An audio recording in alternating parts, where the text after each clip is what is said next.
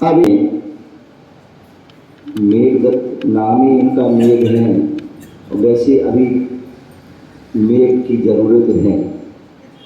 मेघ को रोक के रखना, ठीक है ना, तभी जो है आपको जो है शांति मिलेगी, शीतलता मिलेगी। तो इसलिए जो है मेघदत्त राय ने अपनी धर्म की जो है वर्षा की और धर्म की बात कर रहे थे, धर्म की क्रियाओं की चर्चा चल रही थी। और इन्होंने अपनी बात नहीं की, इन्होंने नहीं तो आप सोचो कि इन्होंने अपनी बात कह दी। ये जो हमारे तीर्थंकर भगवान की बात है, जब तीर्थंकर भगवान महावीर स्वामी का विपुलाचल पर्वत पर, राजगृही विपुलाचल पर्वत पर समोसन लगा, 12 समय लगी, जहां 65 दिन तक दिव्य ध्वनि नहीं खिली। जब दिव्य ध्वनि खिली, इंद्रभूति गौतम आदि के आने पर, तो उस समय जो है राजा सैनिक जो उनके मुख्य श्रोता थे और गणधर, गौतम गणधर जो मुख्य उनके गणधर थे, उनके माध्यम से उन्होंने प्रश्न किया कि भगवान मोक्ष का मार्ग क्या है, मोक्ष कितने प्रकार का हो सकता है। तो उन्होंने मोक्ष का जो है मार्ग बताया कि रत्नात्रय को धारण करना, सम्यक दर्शन ज्ञान चारित्राणि मोक्ष मार्गा, मोक्ष मार्ग रत्नात्रय को धारण की, सम्यक दर्शन, सम्यक ज्ञान, सम्यक चारित्र को धारण की, रत्नात्रय को धारण कीजिए, यही मोक्ष का मार्ग है। अभी मैं आपसे कहूं कि भैया आप मुनि बन जाओ, मंत्री जी सुनील भाई, मैं कहूं आप जो है मुनिराज बन जाओ, आपको तो वैसे ही आधे केस बंद हो चुके हैं, आदि बकाया है, तो सोच में पड़ जाओगे कि अभी तो हमने सारा वैभव क्या किया है, तैयार किया है, और अभी आप छोड़ने की बात कर रहे हैं।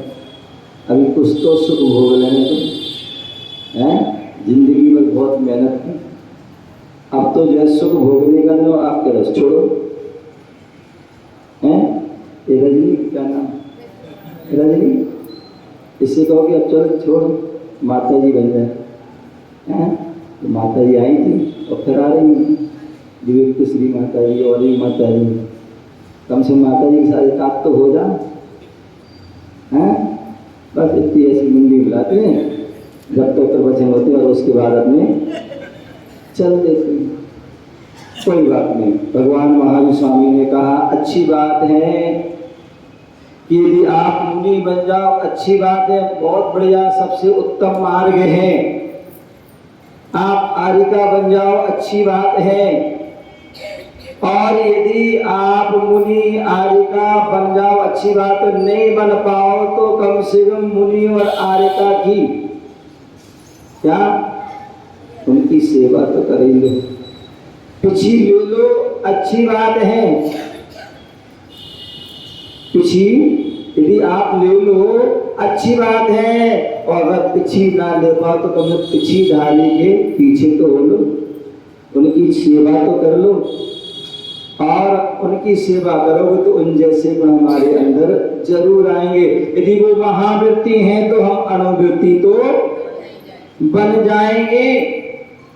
इसलिए भगवान महावीर स्वामी ने 2 प्रकार के मार्ग बताए, एक श्रवण मार्ग और एक श्रावक मार्ग।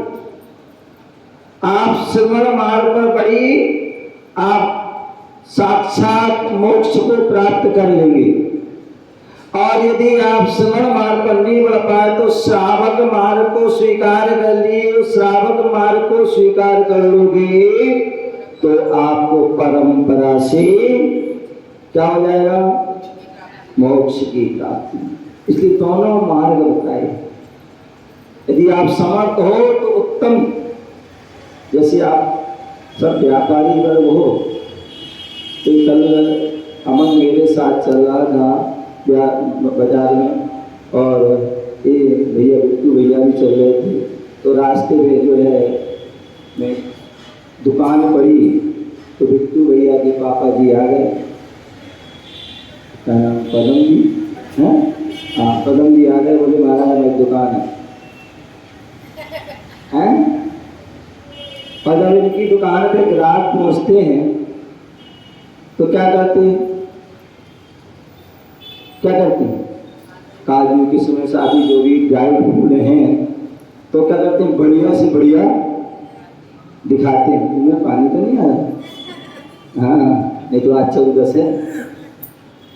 तो क्या काजू किशमिश आदि जो है अच्छी क्वालिटी वाले जो है दिखाते हैं, और जो अच्छी वाली क्वालिटी वाले दिखाते हैं तो भाई उससे पूछते भाई कितने का है, हमसे पूछते हैं तो वो अपना रेट बताते हैं। तो यार बहुत ये तो हाई है, थोड़े हल्के वाले दिखाओ। क्या करते हैं? तो हल्के वाले दिखाते हैं। तो जिसकी जैसी होती है वो उसको कर लेते हैं। तो इसी प्रकार हमारे भगवान ने, तीर्थंकर भगवान ने उत्तम मार्ग, मुनि मार्ग बताया है कि इसको धारण कीजिए, और यदि इसको धारण नहीं कर पाए तो दूसरा वाला कैटेगरी भी है, फर्स्ट क्लास, सेकंड क्लास और थर्ड क्लास, ऐसे हर जगह क्लासेस रहती हैं। तो उसमें जो है आप यदि मुनि नहीं बन पा रहे तो श्रावक बन जाइए, और श्रावक धर्म का पालन करके भी आप परंपरा से मुक्ति को प्राप्त कर सकते। तो ऐसे भगवान महावीर स्वामी ने उपदेश दिया, और उसी उपदेश को हमारे आचार्य भगवंतों ने क्या किया? लिपिबद्ध किया, जिनमें हमारे आचार्य कुंद स्वामी ने हम पर बहुत महान उपकार किया, जिन्होंने 84 पाहुड़ लिखे, पूरा जनागम का सार दे दिया। ऐसे 84 पाहुड़ों में एक रैण सार नाम का एक ग्रंथ है, बोले वो प्रत्येक मुनि के लिए, प्रत्येक श्रावक को जरूर पढ़ना चाहिए। यदि आपने रैण सार ग्रंथ पढ़ लिया तो आपको अन्य ग्रंथ पढ़ो या ना पढ़ो आपको कोई आवश्यकता नहीं रहेगी, क्योंकि उसमें पूरा मुनि धर्म का और श्रावक धर्म का पूरा सार। ऐसी उस रैण सार ग्रंथ में आचार्य कुंद स्वामी जो है 11वें नंबर की गाथा के माध्यम से उन्होंने बताया कि जो पूछा गया कि बोले जो है श्रावक का धर्म क्या है, बोले मुनि का धर्म क्या है, श्रावक का धर्म क्या है, मुनि का धर्म क्या है, श्रावक कौन हो सकता है, मुनि कौन हो सकता है। जैसे भी हमारे दिल्ली बोध सागर भी आपको बोध दे रहे थे कि हमें कैसे बच्चों को समझाना है, कैसे बच्चों को बताना है। तो ऐसे ही हमारे आचार्य भगवंतों ने कहा है कि जो हमारे जो श्रावक कौन हो सकता है, मुनि कौन हो सकता है। ऐसे नहीं कि हम जो है हमने जैन कुल में जन्म ले लिया तो हम जैन हो गए। जैन कुल में जन्म ले लिया तो हम जैन हो गए क्या, या किसी ने कपड़े उतार दिए क्या वो मुनि हो गया क्या। बोले जैन धर्म ऐसे स्वीकार नहीं करता। बोले जैनी कौन, बोले केवल जैन धर्म में जन्म ले लिया आपने, नाम के आगे फलाने जैन। और वैसे तो बेगो भैया, पिट्टू भैया, आज के लोग तो जो है जैन भी लगाते हैं, उन्हें जैन लगाने में भी शर्म आती है। ध्यान रखो, गर्व से कहो हम जैन हैं। आप सौभाग्यशाली हैं, पुण्यशाली हैं कि आपको जैन कुल में जन्म हुआ है, तो सौभाग्य से कहो और सौभाग्य से लिखो कि हम जैन हैं। उसमें छुपाने की आवश्यकता नहीं है। तुम्हें बताया कि जैन लिखना चाहिए, और जो जैन लिखते हैं तो केवल लिखे ही ना, वो जैन का जो है लक्षण है उस लक्षण को अपने जीवन में उतारे भी, अपने आचरण में आना भी चाहिए, तभी आप जैन हो सकते हैं। अन्यथा आपने जैन लिख दिया और जैन के लक्षण नहीं है तो फिर होते हैं। तो इसलिए जैन उसके लक्षण भी होना चाहिए। हमारे यहाँ कहा गया बिना लक्षण के किसी की कोई कीमत नहीं होती, उसकी कोई प्रसिद्धि नहीं होती, कोई उसकी जो है नाम, उसका पहचान, उसका जो है सम्मान आदर सत्कार नहीं होता। बोले लक्षण होना चाहिए, गुण होना चाहिए। गर्मी का मौसम चल रहा है, गर्मी का मौसम चल रहा है, लोग चौकी में जाते हैं तो जो है ये लोग थाली दिखाते हैं, और थाली दिखाते हैं तो वो आम पीला पीला होता है, वो दिखाते हैं, बोले आम, फिर वो लेके आम ले लो, आम ले लो। ध्यान रखिए, आम में अभी वो गुण नहीं है, आम में अभी वो गुण नहीं है लेने लायक। बोले आम का मौसम आए और पानी गिर जाए, उसके बाद उसमें जो है वो गुण आता है, वो उसका स्वाद आता है। अभी तो खाओगे तो कोई स्वाद है कि बोले रहेगा, हाँ आम तो खाए लेकिन जो है स्वाद कुछ भी नहीं आएगा। तो इसलिए जो है जब तक उसमें गुण नहीं होगा तब तक उसकी जो है कीमत नहीं होती है। उसी प्रकार हम जैन यदि हैं, हम जैन लिख रहे हैं तो जैन के हमारे अंदर गुण भी होना चाहिए। और जैन का गुण क्या है? जैन का गुण क्या भैया? क्या नाम आपका? खड़े हो जाओ, चश्मा वाले भैया, क्या नाम आपका? बोलो। सुधीर। सुनील। ओह सुनील बहुत है यहाँ पर। हाँ बोलिए, जैन का लक्षण क्या है?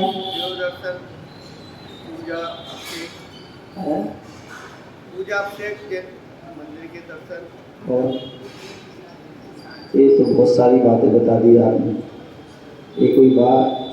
हाँ बैठो। हाँ भैया, हमारे क्या नाम? क्या नाम भैया? ओहो हो, हाँ बताओ जैन का लक्षण। जैन का लक्षण तो ये कि जिन्होंने अपनी आत्मा को में जिन बन गए हैं, तो वो तो जिनेंद्र हैं, मैं जैन बोल रहा हूँ। जैन का लक्षण 3 लक्षण: देव दर्शन, सात्विक भोजन त्याग और पानी छान करते। बहुत बढ़िया, बढ़िया। एक लक्षण है क्या? ये जैन का लक्षण है। जिनेंद्र बुतों को, जो जिन्होंने इंद्रियों को जीत लिया, कर्मों को जीत लिया, वो तो जिनेंद्र हैं। जो जिनेंद्र के भक्त हैं वो जैन हैं। मतलब जो देव दर्शन करते हैं, पानी छान के पीते हैं, जो रात्रि भोजन का जिनका त्याग है वो जैनी है।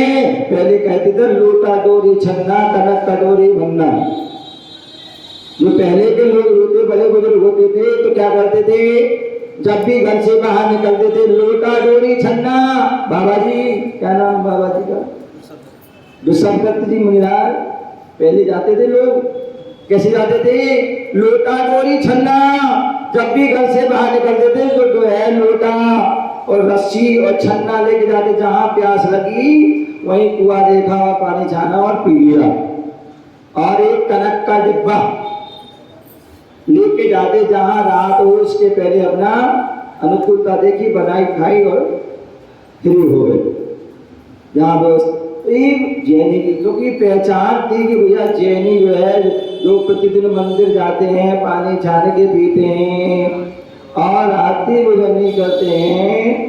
अब तो हम क्या कहते हैं, मंदिर हम जाते नहीं हैं, कभी कभार चले जाते हैं, अथवा रात में सब चलता है और साथ में वो क्या लेके चलते हैं? बिस्लरी की बोतल लेके चलते हैं या कहीं भी मिल जाती है। ध्यान रखिए, हमारी जो है अस्तित्व इसलिए खोता जा रहा है, इसलिए हमारी पहचान चली जा रही है। तो नहीं, अपनी पहचान को बचाइए। जो हमारे नियम है, 3 जो है सूत्र हैं, जो हमारे लक्षण है, इनको बचा के रखिए। यही पहचान है हमारी। और यही पहचान हमारा पहले जो है नाम हुआ करता। जैनी व्यक्ति यदि कहीं पर खड़ा हो गया, उसका बड़ा सम्मान होता था। जैनी व्यक्ति ने कुछ भी कह दिया, वो उसकी जो बात जो है पत्थर की लकीर हुआ करती थी। ऐसी वजह तो हम अपने जैनी की उस परिभाषा को, लक्षण को क्या है तो मैं बता रहा था, ये जैनी। तो श्रावक जो है, बोले श्रावक बोले श्रावक कौन है, श्रावक का धर्म क्या है, मुनि का धर्म क्या है? तो आचार्य कुंद गोस्वामी ने ग्रहण सार की 11वें नंबर की गाथा में लिखा है, दानम पूजा मुखम सावय धम्मो। क्या? दानम पूजा मुखम सावय धम्मो। सावे तीर्ण बिना ना साविर तीर्ण बिना झाड़त झैण मुक्कम जति दम्बोतम बिना कहा सोई। बोले श्रावक कब हो सकता है कि दान दे रहा है, पूजा कर रहा है, ये उसका धर्म है। क्या है? दान दे रहा है, पूजा कर रहा है, उसका धर्म है, वो अपने धर्म का पालन कर रहा है, तभी वो धर्मात्मा है, तभी वो श्रावक है, तभी वह श्रावक कहलाने का अधिकारी। अन्यथा व्यक्ति अपने नाम के आगे बोले फलाने फलाने श्रावक शिरोमणि, केवल लिखने से श्रावक शिरोमणि नहीं होगे, वैसे हमारे कर्म भी होना चाहिए।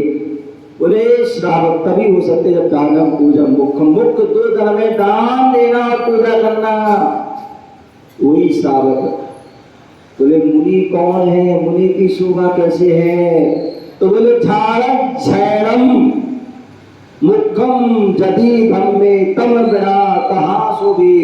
बोले जो मुनिराज हैं तो ध्यान और अध्ययन करते हैं, ध्यान और अध्ययन में लीन है, तभी उन मुनि की शोभा है।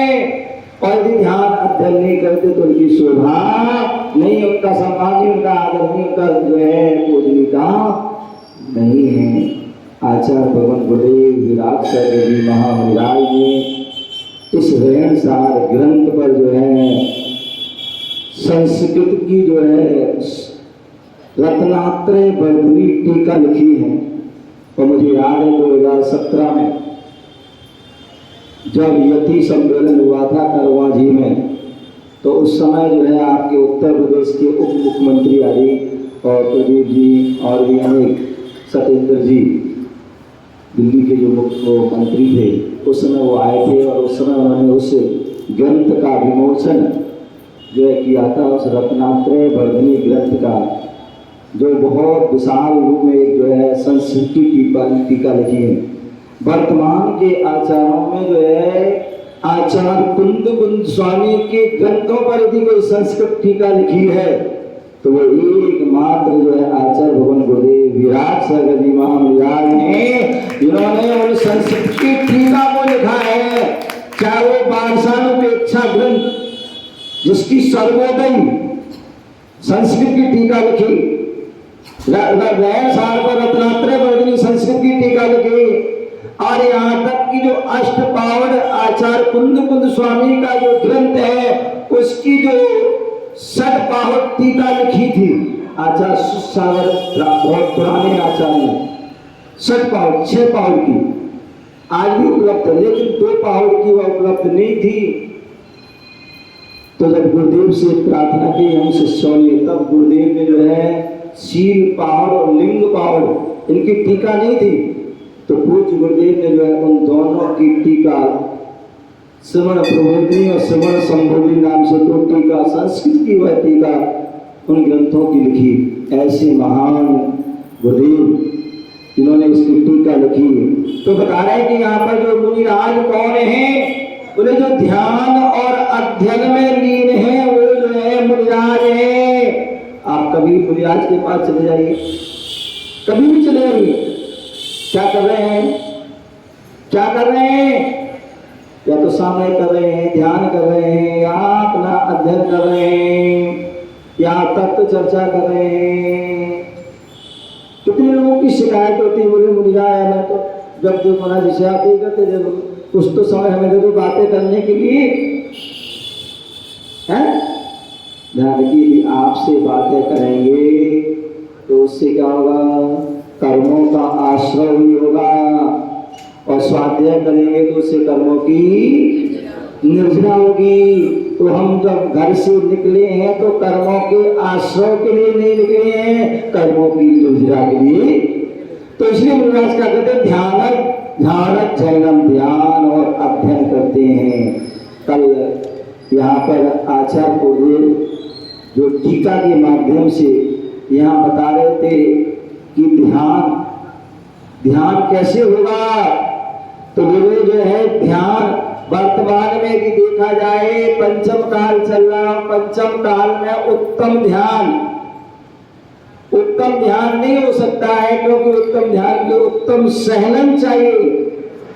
जो उत्तम सहलन जो भगवान का होता है, वज्र वृषभ नारायण आदि सहलन,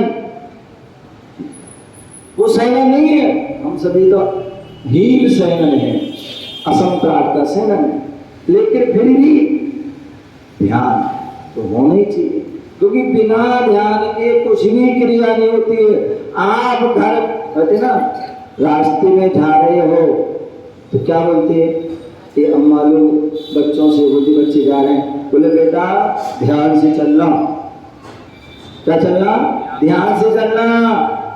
और जब ये जो है बच्चे लोग थोड़े युवा वर्ग हो जाते हैं, बाइक चलाते हैं, एक गाड़ी चलाते हैं, तो क्या बोलती हो, उनकी माँ भी बोलती है बेटा गाड़ी ध्यान से चलाना, स्लो चलाना, ध्यान से, क्योंकि ध्यान भटका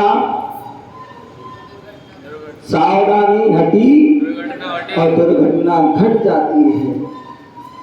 पहला खाना बनाते हैं, थोड़ा सा ध्यान न हुआ, तुरंत जो है सब्जी बनाते बनाते बनाते चक्कू क्या होता है, हाथ में लग जाता है। खाना बनाते बनाते जो चिक जाते हैं, होता नहीं होता है, ध्यान हटाओ दुर्घटना। तो इसलिए मैंने हर कार्य बिना ध्यान के नहीं हो सकता, इसलिए ध्यान से करना। तो इसलिए ध्यान तो होता है, लेकिन वो सही ध्यान जो है धर्म ध्यान नहीं है, वो शुभ ध्यान नहीं है। बोले धर्म ध्यान क्या है? तो बोले जो आगम में कहा है, जो उपदेश में कहा गया है, जो जिनेंद्र भगवान की आज्ञा है, उस आज्ञा को जो है श्रद्धान करना सबसे बड़ी बात। यदि श्रद्धान कर लिया वो ही हमारा धर्म ध्यान है। दूसरी बात, जो भगवान जिनेंद्र हैं, हमारे पंच परमेष्टि हैं, उनका गुणगान कर रहे हैं, उनका कीर्तन कर रहे हैं, उनकी प्रशंसा कर रहे हैं, उनका विनय कर रहे हैं, उनके लिए दान कर रहे हैं और शुद्ध शिव और संयम में रत हैं, ये भी धर्म ध्यान है। क्या धर्म ध्यान है? आचार्य जिनसेन स्वामी ने तो आदि पुराण में ये भी कह दिया, क्या कह दिया? आप प्रसन्न चित्त रहना। क्या रहना? प्रसन्न चित्त रहना, मुंह बना के नहीं रहना, प्रसन्न चित्त रहो, खुश रहो, ये भी धर्म ध्यान है। यदि आप प्रसन्न चित्त नहीं रहोगे तो इसका मतलब आपका आत्मरोध ध्यान चल रहा है।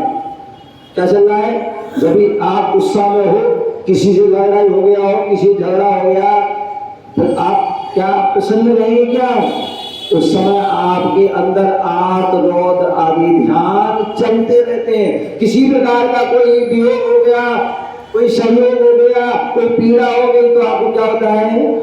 उस समय वही ध्यान चलता रहता है। तो इसलिए उस समय आप प्रसन्न नहीं रह सकते। तो इसलिए प्रसन्न हो, ये भी सबसे बड़ा ध्यान है। बोले प्रसन्न रहिए, हंसना नहीं, क्योंकि हंसना तो हास्य कसाय है, लो कसाय। तो इसलिए प्रसन्न रहना, मन ही मन में प्रसन्न होना, गदगद होना, आनंदित होना, ये जो है हमारे क्या है? धर्म ज्ञान है। जब हम पंच परमेष्टि को याद करते हैं, प्रभु को याद करते हैं, तीर्थ वंदना करते हैं, ध्यान के माध्यम से तत्व का चिंतन करते हैं, भगवान का अभिषेक करते हैं, भगवान की पूजन करते हैं, दर्शन करते हैं, मुनि को आहार देते हैं, मुनि के साथ विहार कर रहे हैं, तो क्या होता है? मन प्रसन्न होता है। क्या होता है? मन प्रसन्न होता है, गदगद हो जाता है। तो इसलिए प्रसन्न, धर्म से प्रेम करना। क्या करना? धर्म से प्रेम करना, धर्मात्माओं से प्रेम करना, ये भी धर्म ध्यान है। अन्यथा हम क्या करते हैं? जो धर्मात्मा उनसे तो प्रेम नहीं करते, उनसे तो हम द्वेष करते हैं, और जो अधर्मात्मा है उनसे हम प्रेम करते हैं। तो यहाँ आचार्य भगवान कह रहे हैं धर्मात्मा से प्रेम करना है, धर्म से प्रेम करना है, अधर्म से प्रेम नहीं करना है। अहिंसा परमो धर्म है, उससे प्रेम करना है, हिंसा से प्रेम नहीं करना है। तो धर्म से ग्रहण कीजिए। और उपयोग कौन सा रखना है? बोले हमारे आचार्य भगवंतों ने 3 प्रकार के उपयोग कहे। तो भाई 3 प्रकार के उपयोग कहे। हम अनादि काल से हम जो है उपयोग में कौन से उपयोग में लीन हैं? अशुभ उपयोग में। चाहे हम घर में हो, दुकान में हो, बाहर हो, यहाँ हो, वहाँ हो, अधिकाल हमारा क्या चल रहा है? अशुभ उपयोग, पाप रूप उपयोग चल रहा है। बोले उस अशुभ उपयोग रखोगे तो उससे हमें दुर्गति निश्चित है। इसलिए शुभ उपयोग, हम जितनी भी शुभ क्रियाएं करते हैं, चाहे वो श्रावक की हो, चाहे मुनि की क्रिया, वो किसी कर रहे हैं अपने उपयोग को शुभ करने के लिए।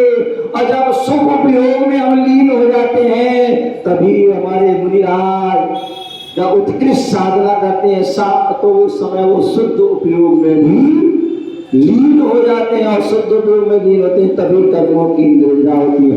जब तक हम शुद्ध उपयोग में लीन नहीं है, तब तक हम शुभ उपयोग रहे। जैसे आपको कांटा लग गया है। क्या लग गया है? कांटा लग गया है। कांटा लग जाता है तो कांटे को कैसे निकालते हो भैया? हैं? कांटे को कांटे से निकालते हो। लकड़ी का कांटा लग गया है, कांच का लग गया है, कुछ भी कील आदि लग जाती है तो उसको क्या करते हैं? सुई रूपी जो कांटा है उससे निकालते हैं। जब पाप का कांटा लगता है तो पुण्य के कांटे से निकाल देते हैं। और जब कांटा निकल जाता है तो फिर क्या करते हो? कांटे को अपने पास रखते हो क्या? हैं? उस कांटे को पाप का पांजा तो अलग कर देते हैं, और पुण्य का कांटा अलग अलग देते हैं। तो ऐसे ही जो है हमें उपयोग क्या करना है? शुभ उपयोग को बढ़ाना है, शुभ उपयोग में लीन रहना है। और उत्तम अब शुभ उपयोग कैसे होगा? स्वाध्याय के मनन से मन बस में आता। बोले हमारा मन इतना चंचल है, इतना चंचल है, इतना चंचल है, इतना चंचल है कि उसको हम सहसा बस में नहीं कर सकते हैं। यदि मन को बस में करना है तो कैसे करोगे? स्वाध्याय से। तो स्वाध्याय कीजिए। बात चल रही थी स्वाध्याय की, दूसरी ने भी कहा अपनी स्वाध्याय कीजिए। क्या कीजिए? स्वाध्याय करोगे तभी स्वा का अध्याय, स्वा के हित का, कल्याण का अध्याय प्रारंभ होगा।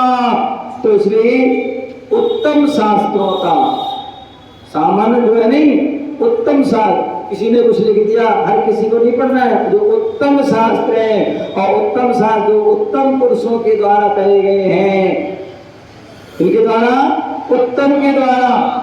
और उत्तम कितने होते हैं? कितने?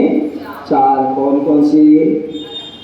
अरहंत उत्तमा, सिद्धार्थ उत्तमा, साहुल उत्तमा और केवली। ये 4 ही उत्तम है, इसके अलावा 5वां कोई उत्तम। बोले अरहंत भगवान हमारे उत्तम है, सिद्ध भगवान उत्तम है, और साधु भगवान जो है, और साधु में आचार्य उपाध्याय साधु तीनों ही उत्तम है। और उनके द्वारा जो कहा गया केवली पढ़ी, तो जो केवली के द्वारा कहा गया वो धर्म भी उत्तम है। ऐसे उत्तम शास्त्रों का हमें अभ्यास करना है, तभी हमारा मन क्या होगा? स्थिर होगा।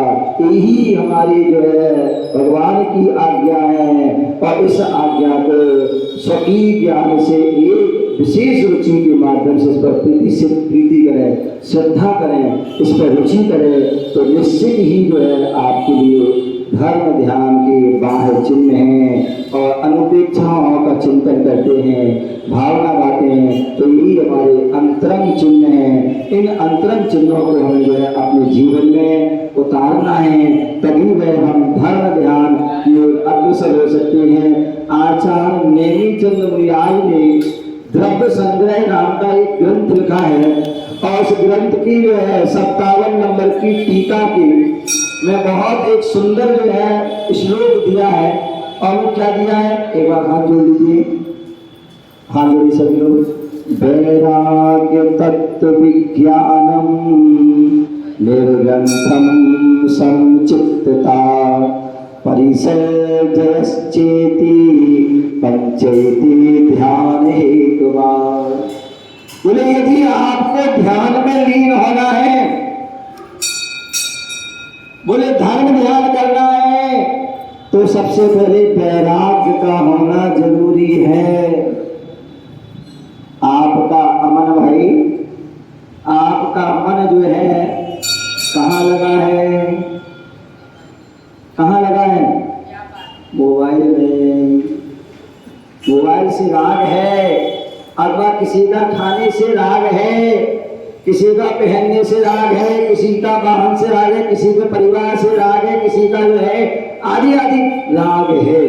तो ध्यान रखना, आप आंखें बंद करके बैठते हो ना आप लोग, वो कितने लोग कहते हैं उन्नीसवीं में मैं सामने करता हूँ, माला फिरता हूँ, माला में क्या दिखते हैं सुनील भाई? दुकान दिखती है, या घर में हमें रसोई दिखती है, आदि आदि बहुत सारी चीजें दिखती हैं, हैं? क्या दिखती है? क्योंकि हमें उसके प्रति भी राग है। तो इसलिए बोल रहे यदि हमें धर्म ध्यान करना है तो वैराग्य का होना जरूरी है। वैर प्लस राग, जिन जिन चीजों से राग है उनसे वैर का होना जरूरी है। क्या है? जरूरी है। यदि आज हमें यदि अपने माता पिता से राग होता, परिवार से राग होता, दुकान से राग होता, तो आज हम यहाँ नहीं बैठ पाते। यदि हम आज यहाँ बैठे हैं और तुम भी यहाँ बैठ करके सुन रहे हो, तो उसका कारण है कि उनसे पहले क्या हुआ? बैर हुआ, बैराग, राग से बैर हुआ, इसलिए जो है बैराग हुआ। तभी हम ध्यान में लीन हो पाए, तभी अपनी साधना में हम लीन हो पाए। तो बैराग का होना जरूरी है। और कई बार क्या होता है, कभी कभी व्यक्ति को बैराग हो जाता है, देखा देखी या तात्कालिक वस्तुओं को देख करके बैराग हो गया, लेकिन बाद में वो बैराग स्थिर नहीं रहता। क्यों? उसका कारण है कि हम तत्व ज्ञान नहीं है। बैराग को मजबूत रखना है तो तत्व ज्ञान का होना जरूरी है, स्वाध्याय का होना जरूरी है। आपको पता है वो उमा स्वामी मुनिया ने तत्वार सूत्र का पहला सूत्र लिखा, सम्यक दर्शन ज्ञान चारित्रम ही मोक्ष मार्गा। और सूत्र में जो है ज्ञान को बीच में रखा। क्या लिखा? ज्ञान को बीच में रखा। क्यों? उसका कारण है कि ज्ञान को हमें बीच में इसलिए रखा कि भैया में सम्यक दर्शन भी हमारा सूत्र है, श्रद्धान भी सूत्र है और चारित्र भी सूत्र है। इसलिए उन्होंने बीच में रखा, बीच में रखा। तो इसीलिए जो है यहाँ पर बोले तत्व ज्ञान होना जरूर। तत्व ज्ञान होगा तभी वैराग हमारा मजबूत होगा। बिट्टू भाई, आज कई बार हम देखते हैं लोगों को वैराग नहीं होता है, कितने भी जो है प्रवचन सुन रहे हैं, लेकिन फिर भी चिकनी घड़ा से जैसे होते ना, अगर जैसे इनकी उन तक पानी डालोगे ना, है ये हमारे भाई साहब बेटे क्या नाम है, ये विकास भैया के, अब सिर पे पानी डालोगे तो क्या हो जाएगा? हैं? बह जाएगा कि वो पूरा। तो उसी प्रकार आज हम जो है इतना प्रवचन देते हैं, प्रवचन सुनाते हैं, लेकिन वैराग क्यों नहीं होता है? उसका क्या कारण है? उसका और पहले के जो है मुनिराज थोड़ा सा उपदेश दे देते, थोड़ा सा बोलते भैया ये संसार सारा ये वो, और वैराग हो जाता और हजारों लोग दीक्षा दे देते थे। समझो भाई है? और आज जो इतनी सारे उपदेश देते हैं, इतने घंटों घंटों उपदेश देते हैं, लेकिन फिर भी वैराग क्यों? उसका कारण है कि पहले के लोग जो है कच्चे मकानों में रहते थे। क्या? पहले के लोग कच्चे मकानों, मिट्टी के मकानों में रहते थे, और मिट्टी के मकानों में रहते हैं तो मिट्टी जो खप्पड़ वाले मकान रहते थे, उसमें जो है पानी गिरता था तो पानी मिट्टी में जाता था, और पानी में मिट्टी में पानी जाने से क्या तो मिट्टी क्या होती थी? सॉफ्ट हो जाती थी। क्या हो जाती थी? सॉफ्ट हो जाते थे और हम उस मिट्टी के मकान में थे तो हमारा मन भी सॉफ्ट हुआ करता था। लेकिन आज जो है हम क्या, पहले मिट्टी में पायदार मिट्टी पानी सोख लेती सॉफ्ट हो जाती थी, लेकिन आज हम जो है पत्थरों के मकान में रहते हैं। इसमें कि टाइल्स, मार्बल, ग्रेनाइट आदि मकानों में रहते हैं और वहां पर जो है उसमें पानी जाता है तो क्या होता है, पानी वहीं भरा रहता है और क्या होता है, पत्थर में कितना भी पानी पड़ा रहे लेकिन पानी से वह सॉफ्ट होने वाले कड़क का कड़क ही, कठोर का कठोर ही रहेगा। जब भी उसको खोलोगे तो सूखा का सूखा ही। तो ऐसे उस पत्थर को पानी से क्या करते हैं, उसमें भर जाता है, गीला रहता है। और यदि मान लो गिर गए तो, पैर फिसल गया तो, मिट्टी पे गिरोगे तो कुछ नहीं होगा, लेकिन पत्थर पे गिरोगे तो बिना टेक्सचर के काम नहीं बनेगा। टेक्सचर तो होना ही है। और उन पत्थरों के मकान रहते, मैं देखता हूँ कितनी सारी महिलाएं आती हैं, मुझे श्री कमर दर्द हो रही है, घुटने में दर्द हो रहा है, पूरा शरीर अकड़ गया। क्यों? क्योंकि दिन रात हम क्या कर रहे हैं, पत्थर पर खड़े हैं, पत्थर पर रह रहे हैं तो जो है शरीर अकड़ गया है, कठोर हो गया और हमारे मन भी कठोर हो गया है। और उस पर तुम कितना भी पानी पालो तो उसमें कोई असर होने वाला नहीं है। इसलिए उसमें ध्यान, तो बोले बैराग का होना जरूरी है, तत्व ज्ञान का होना जरूरी है। जब बैराग होगा, तत्व ज्ञान होगा तो फिर स्वतः ही परिग्रह का त्याग हो जाएगा। और जब परिग्रह का त्याग हो जाएगा तो फिर हमारे अंदर साम भाव आ जाएंगे। साम भाव, चाहे वो कोई गरीब हो, चाहे अमीर हो, चाहे छोटा हो, चाहे बड़ा हो, सबके प्रति साम भाव। और फिर हमारे अंदर क्या होगी, परिसर सहने की जो है शक्ति आ जाएगी। सर्दी, गर्मी, बरसात आदि, रोग आदि सबको सहन करने की शक्ति आ जाएगी। और जब ये सब कुछ हो जाएगा तभी हम ध्यान में लीन हो सकते हैं। अन्यथा लाइट चली गई तो जो है पंखा याद आ जाते हैं, पंखा दिखने लगता है।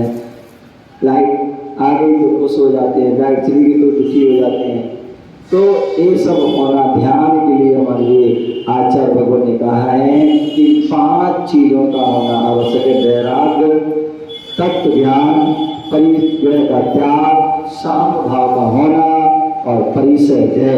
इनके माध्यम से ही ध्यान हो सकता है, ध्यान नहीं हो सकता है। और ध्यान होगा तो उससे ही हमारे कर्मों की निद्रा होगी और कर्मों की निद्रा होगी तो एक दिन हमें मोक्ष की प्राप्ति हो जाएगी और हम सिद्धालय में विराजमान हो जाएंगे।